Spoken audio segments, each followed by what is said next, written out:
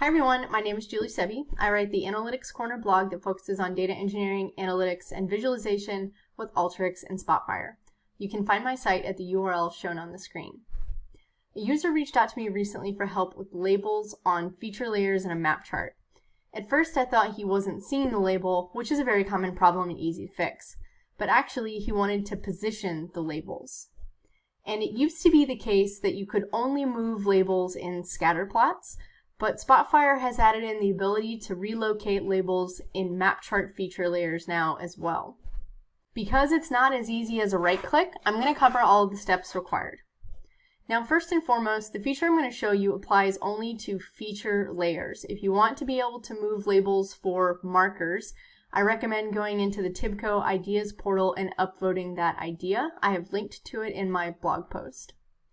Now in order to move labels on feature layers, here are the steps that you're going to need to take, and we'll cover each one in detail. I'm going to start by explaining why you may or may not need calculated columns. Within a feature layer, there's always an underlying data table. That data table may have X and Y coordinate columns, and X and Y coordinate columns are what tells Spotfire where to place the labels. But if your data table doesn't have X and Y coordinate columns, Spotfire doesn't know what to do. So you'll mark the map but not get any label. Fortunately, we have well-known binary functions to fix this problem.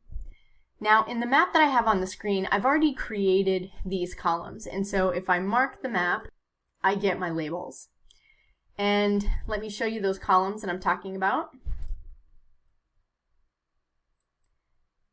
And if I were to go to a new calculated column, they would be under spatial functions, and you need all 6 of these: well-known binary envelope, xcenter, xmax, xmin, and the same for y. And you're just going to put your shape column into that function. So I'm going to delete these, and I'll show you what happens when I take them out. So now if I mark my map, you'll see that the feature layer is marked, but no labels come up. You have to actually have those calculated columns. So I'm just going to hit undo. The next thing that you need to do is set the feature layer as the interactive layer. You'll notice here in the layers control box, I have a marker layer and a feature layer. And if I have the interactive layer set to marker, when I right click, the options that I need, edit label position, reset label position, are grayed out. And those become available only when the interactive layer is set to a feature layer. Now these are an option. Now that all the prerequisites are out of the way, what you need to do to use this feature is first mark your data, because we're going to mark the features and then relocate the labels. So I'll take these guys right here, and then I will right click and say edit label position. I'll pull the labels where I want them to be, and then I will right click again and essentially turn the edit label positions off. I'll unmark, and then I'll mark the same features again, and you'll see that the label positions are retained.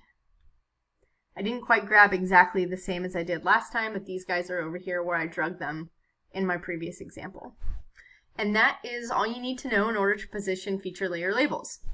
That wraps up this post. If you enjoyed the content and found it useful, please subscribe to my YouTube channel and/or share the link on LinkedIn. Thank you.